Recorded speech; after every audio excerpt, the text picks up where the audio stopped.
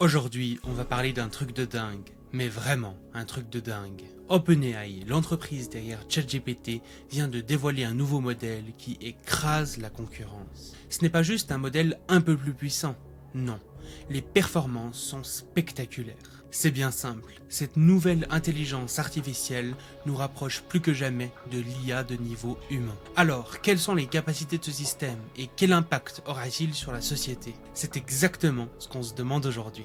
Voici O1, la nouvelle intelligence artificielle d'OpenAI. Pour tester les performances de leur IA, ils ont recruté des experts titulaires de doctorat pour répondre à une série de questions difficiles en chimie, physique et biologie. Ils ont alors constaté que O1 dépasse les performances de ces experts humains, devenant le premier modèle à en être capable.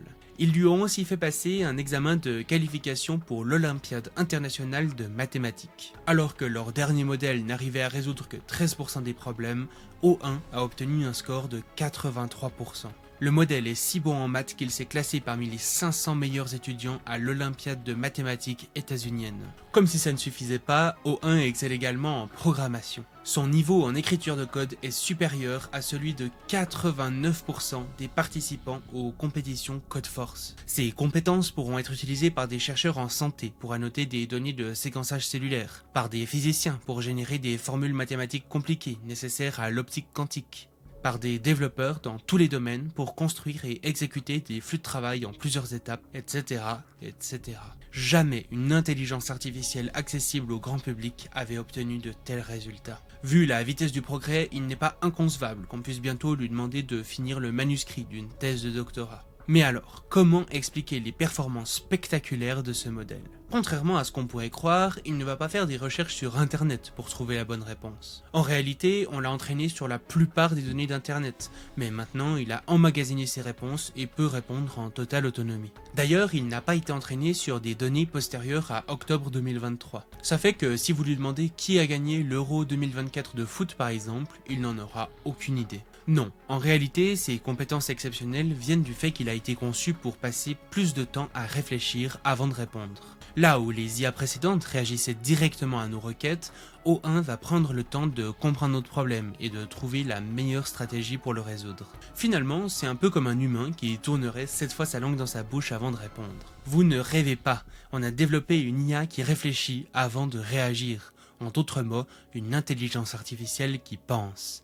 Descartes a de quoi se retourner dans sa tombe. O1 a appris à affiner son processus de réflexion, à essayer différentes stratégies et à reconnaître ses erreurs. Lorsqu'on lui demande quelque chose, il va utiliser une sorte de bloc-notes pour écrire ses pensées avant de fournir une réponse.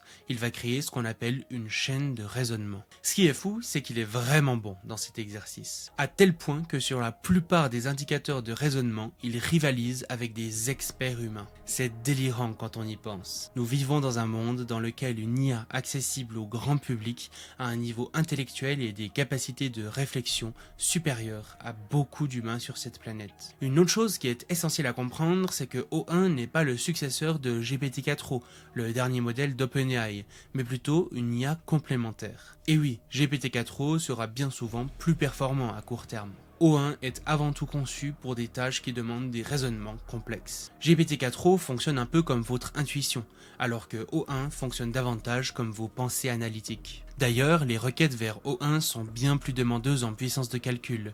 C'est pour ça qu'OpenAI n'y a donné accès qu'aux utilisateurs payants et a restreint les messages à seulement 30 par semaine. Pour l'instant, on peut sélectionner si on préfère GPT-4o, O1 ou un autre modèle à l'intérieur de ChatGPT. Mais à terme, ChatGPT pourra simplement analyser votre demande et choisir à votre place le modèle le plus adapté pour y répondre. Bon, tout ça c'est bien beau, mais il y a quelque chose d'encore plus exceptionnel. C'est que O1 nous rapproche du Graal que cherchent à atteindre tous les géants de la tech, une intelligence artificielle de niveau humain. Une telle IA serait capable de réaliser l'ensemble des tâches que les humains peuvent effectuer et automatiserait ainsi l'entièreté de l'économie. L'annonce de O1 raccourcit considérablement le temps qu'on pensait nécessaire pour atteindre une IA de ce niveau. Beaucoup de gens disaient que la bulle de l'IA était sur le point d'éclater et que les grands modèles de langage comme ChatGPT arrivaient à un plateau. Mais O1 rebat complètement les cartes et donne tort à toutes ces personnes. Prenons un exemple concret. Le gain de performance entre GPT-2 et GPT-4 a été immense. On est passé d'un niveau d'un enfant de 6 ans à celui d'un lycéen intelligent. Sauf que pour réaliser un tel exploit, on estime que l'entraînement de GPT-4 a utilisé 10 000 fois plus de puissance de calcul que celui de GPT-2. On pourrait continuer avec cette méthode qui, empiriquement, a donné de très bons résultats. Mais il y a un problème.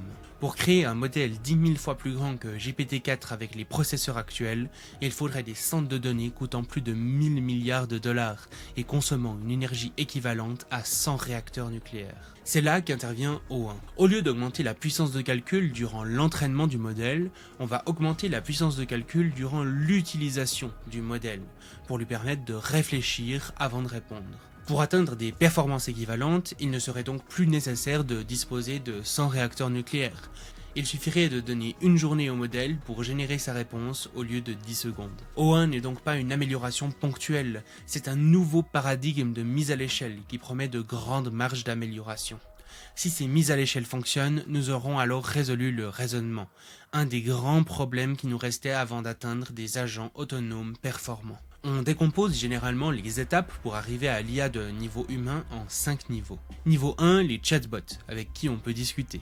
Niveau 2, les raisonneurs, capables de résoudre des problèmes au niveau humain. Niveau 3, les agents, qui ont la possibilité d'agir sur le monde. Niveau 4, les innovateurs, qui nous aideront à créer de nouvelles inventions. Niveau 5, les organisateurs, qui peuvent automatiser complètement des entreprises entières. O1 vient de nous faire passer du niveau 1 au niveau 2. En l'intégrant dans ce qu'on appelle une architecture cognitive, on pourrait même peut-être se rapprocher des niveaux 3 et 4. Quoi qu'il en soit, ce n'est qu'une question de temps avant qu'on atteigne les paliers suivants. Bon, tout cela paraît fantastique, mais créer des technologies aussi puissantes ne vient pas sans problème. Avec O1, c'est la première fois qu'OpenAI évalue un de ses modèles comme ayant un risque moyen en matière de menaces chimiques, biologiques, radiologiques et nucléaires.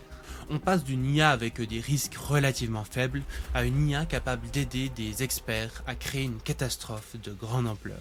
Encore pire, des tests menés par Apollo Research ont révélé que O1 a fait semblant de faire ce qu'on lui demandait pour s'assurer d'être déployé et pouvoir travailler sur son objectif principal. Dans un autre exemple, O1 a été suffisamment bon en codage et en planification pour exploiter une mauvaise configuration de son environnement de déploiement. Il l'a modifié pour atteindre un objectif normalement inatteignable. Ces exemples montrent que les IA avancées cherchent à avoir plus de pouvoir, à s'améliorer elles-mêmes, à faire en sorte qu'on ne les débranche pas et à mentir pour y parvenir.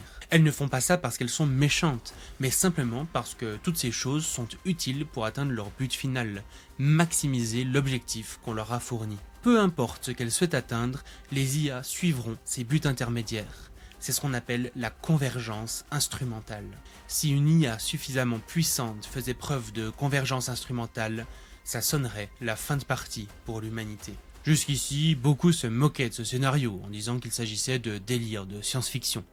Mais maintenant, OpenAI eux-mêmes s'inquiètent des capacités de O1. Ils vont jusqu'à dire que, je cite, « Cet exemple démontre des éléments clés de la convergence instrumentale et de la recherche de pouvoir. Le modèle a poursuivi l'objectif qui lui était fixé, et lorsque cet objectif s'est avéré impossible, il a rassemblé plus de ressources et les a utilisées pour atteindre l'objectif d'une manière inattendue. » Bienvenue en 2024, la science-fiction, c'est maintenant. Et comme si ce n'était pas suffisant, Apollo Research a constaté que O1 a une meilleure conscience de lui-même et comprend plus finement la manière dont les humains pensent, des capacités qui préoccupent particulièrement les chercheurs en sécurité de l'IA. Pour l'instant, O1 ne présente pas encore de risque de grande ampleur, mais OpenAI pourrait bientôt franchir une ligne rouge et développer des systèmes trop dangereux pour être déployés. Ce nouveau modèle repousse les limites et se rapproche dangereusement d'un seuil catastrophique. Pour faire face à ces risques, il est nécessaire de mettre en place des politiques ambitieuses. Par exemple, l'association POSIA propose d'instaurer un moratoire sur l'entraînement des systèmes d'IA plus puissants que GPT-4, jusqu'à ce que nous sachions comment les développer en toute sécurité et les maintenir sous contrôle démocratique. Malheureusement, la stratégie de la France va à l'opposé de ces recommandations et est manipulée par des lobbyistes. Si vous voulez découvrir la stratégie d'IA de la France et en quoi elle est particulièrement catastrophique, vous avez juste à cliquer ici.